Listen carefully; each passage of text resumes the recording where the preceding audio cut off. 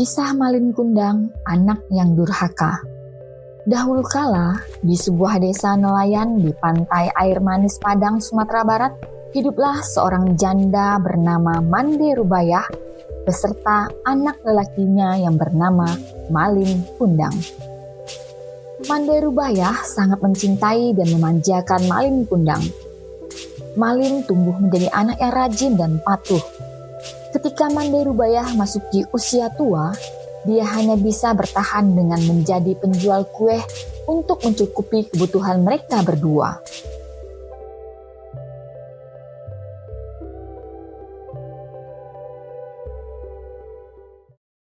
Suatu hari, Malin jatuh sakit parah, nyawanya hampir melayang. Tetapi berkat perjuangan gigih ibunya, dia berhasil sembuh. Setelah sembuh dari penyakitnya, Malin semakin mendapat kasih sayang dari ibunya. Mereka adalah ibu dan anak yang saling menyayangi. Saat Malin telah dewasa, dia memohon kepada ibunya untuk diberi izin merantau ke kota, terutama karena ada kapal besar yang sedang bersandar di pantai air manis.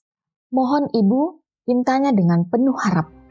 Ibu Malin menatapnya dengan wajah yang cemas. Anakku Malin, aku khawatir sesuatu terjadi padamu di sana. Aku ingin kamu tetap di sini menemaniku. Malin menyentuh lembut tangan ibunya.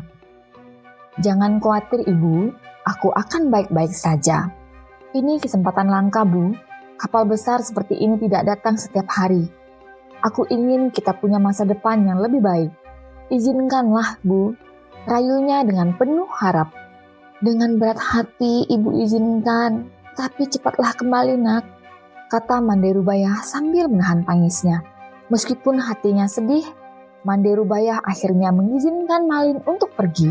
Dia memberikan Malin 7 bungkus nasi yang dibungkus dengan daun pisang sebagai bekal perjalanan.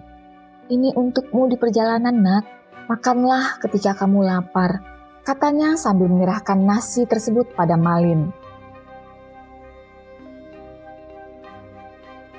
Setelah itu, Malin Kundang berangkat ke tanah rantau, meninggalkan ibunya sendirian di pantai air manis.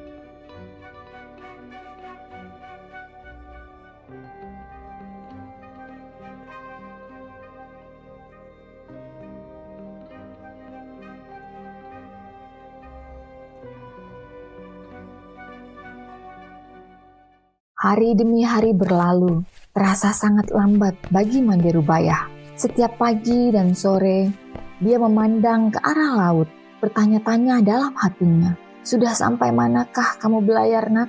Dengan setia, Mande Rubayah selalu mendoakan agar anaknya selamat dan segera kembali.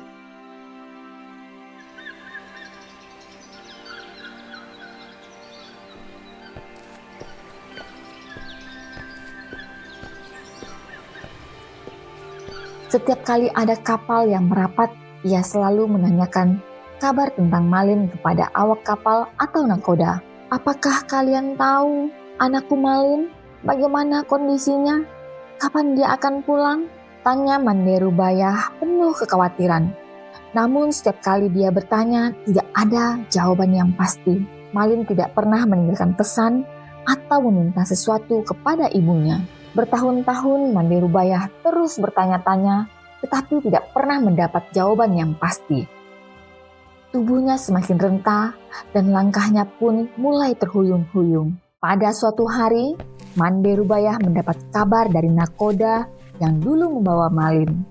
Nakoda itu memberi kabar bahagia pada Mande Rubayah.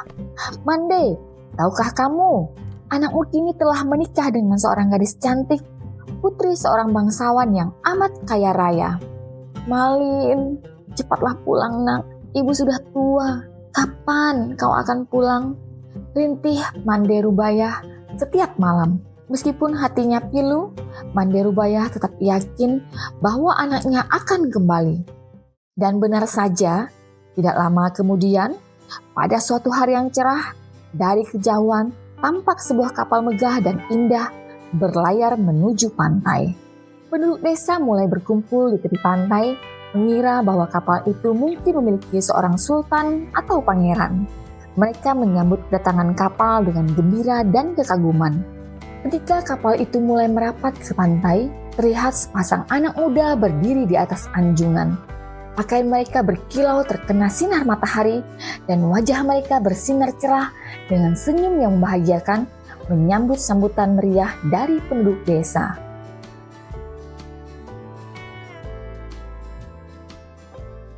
Mande Rubaya juga ikut berdesakan mendekati kapal. Hatinya berdebar kencang saat melihat lelaki muda yang berada di atas kapal tersebut. Dalam benaknya dia yakin sekali bahwa lelaki muda itu adalah anaknya Malin Kundang.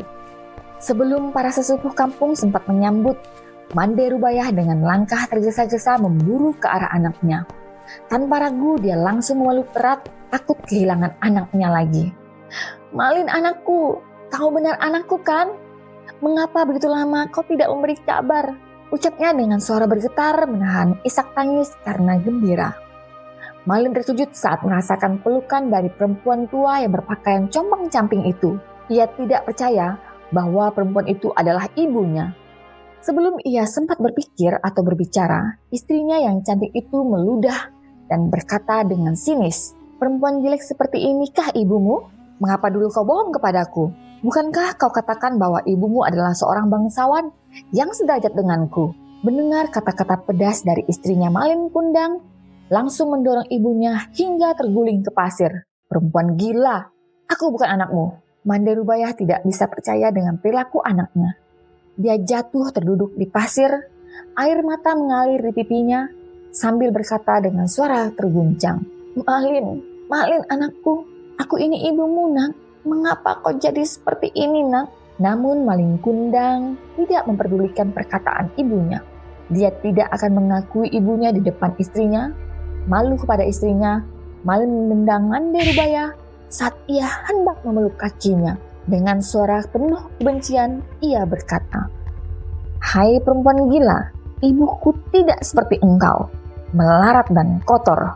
Mande Rubaya terkapar di pasir, menangis dan sakit hati. Orang-orang yang menyaksikan kejadian itu terpana dan kemudian pulang ke rumah masing-masing. Pantai air manis menjadi sunyi. Mande Rubaya pingsan, terbaring sendiri di pantai yang sepi. Saat ia akhirnya sadar, ia menyadari bahwa pantai air manis telah sunyi dan sepi. Dilihatnya kapal yang bawa Malin semakin jauh. Mande Rubaya tidak bisa menyembunyikan rasa tak percaya dan kekecewaannya. Hatinya terasa perih dan sakit hati melihat anak yang dulu disayanginya berlaku begitu kejam. Dengan tangan terangkat ke langit, dia berdoa dengan hati yang pilu. "Ya Tuhan, jika dia bukan anakku, aku maafkan perbuatannya tadi. Tetapi jika dia benar anakku bernama Malin Kundang, aku mohon keadilanmu, ya Tuhan," ucap Mande Rubaya pilu sambil menangis.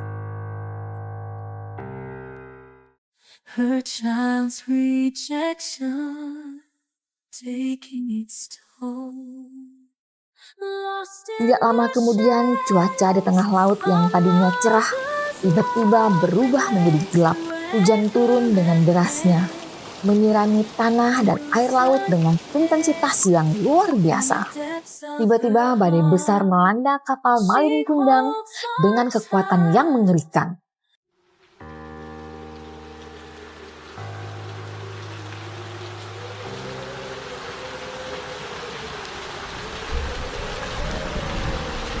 Malin pun ketakutan luar biasa, tidak tahu harus berbuat apa di tengah kekacauan yang melanda.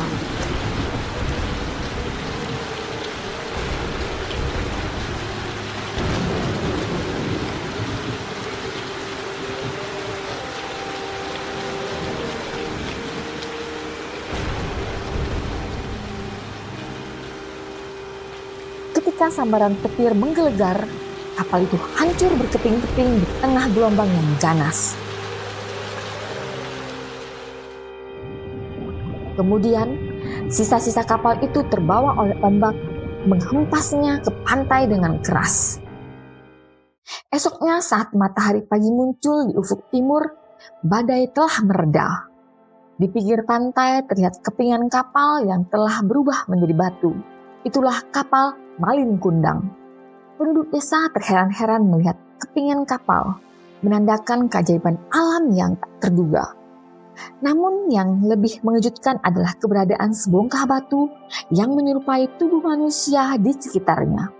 Penduduk desa segera menyadari bahwa batu itu adalah tubuh Malin Kundang, anak durhaka yang dikutuk oleh ibunya menjadi batu karena telah berbuat durhaka.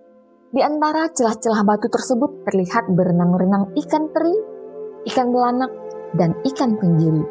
Konon ikan-ikan itu berasal dari serpihan tubuh sang istri yang terus mencari Malin Kundang di lautan luas. Kejadian itu menjadi cerita yang terus dikenang oleh penduduk desa Pantai Air Manis dalam legenda yang beredar di sepanjang pantai mereka. Pesan moral dari cerita Malin Kundang adalah pentingnya menghargai dan memuliakan orang tua, serta mengenali dan menerima tanggung jawab atas tindakan kita. Keberhasilan tidak boleh membuat kita lupa akan asal-usul dan bantuan yang pernah kita terima, terutama dari orang tua. Durhaka terhadap orang tua tidak akan pernah berakhir baik dan kelak akan mendatangkan akibat yang tidak diinginkan. Selain itu, cerita ini juga mengajarkan tentang pentingnya untuk tetap rendah hati, tidak sombong, dan selalu menghormati orang lain terlepas dari status sosial atau kesuksesan yang kita miliki.